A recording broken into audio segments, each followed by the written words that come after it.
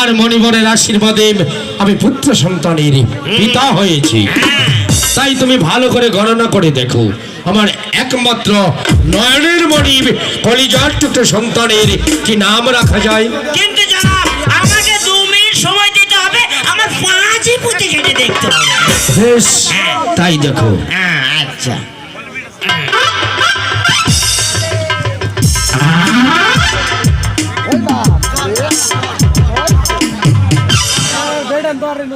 না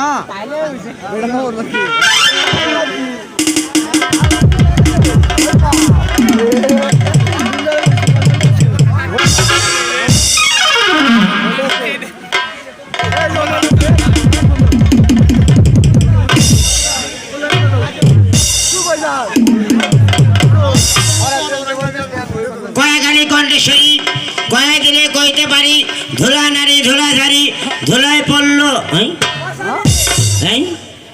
ধুলায় পড়লো হাত, ধুলার মধ্যে বসে আছে মহাদেব শিব শঙ্করের বাপ। পেয়েছি জনাব, পেয়েছি। পেয়েছো? তাহলে বলো। আপনার ছেলের নাম হবে আব্দুল রহিম বাদশা।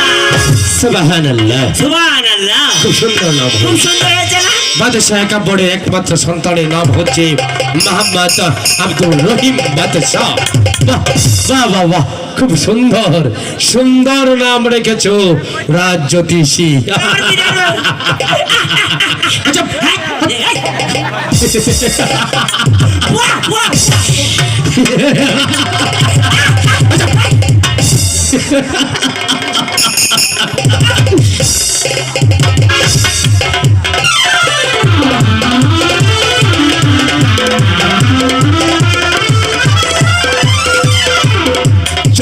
জ্যোতিষী, তুমি আমার খাঁচামজি খানা থেকে উপযুক্ত এই নাম নিয়ে বিদায় হও। যাবো? হরে কৃষ্ণ হরে। পুরুষ হয়ে যাবার করে অনেকটা সে বই করতে যেতে পারে। ধুলা নারী ধুলা ঝাড়ি, ধুলাই বললো হাত, ধুলার মধ্যে বসে আছে মহাদেব শিব শঙ্করে। দেখছো রোজি রাজম, বলুন জাহাপনা। আজ রাজ জ্যোতিষী কেমন খিল খিল করে হাঁটছে আমি লক্ষ্য করে দেখেছি। এই নিরাশপুরের প্রজাদের মুখেও আজ হাসি ফুটেছে। জনাব, আমি কি আপনাকে একটা কথা বলতে পারি জনাব? লক্ষ্য করে দেখেছি আপনার মুখেও হাসি ফুটেছে। নিরাশপুরের তরুলতাও আজ খিল খিল করে হাঁটছে।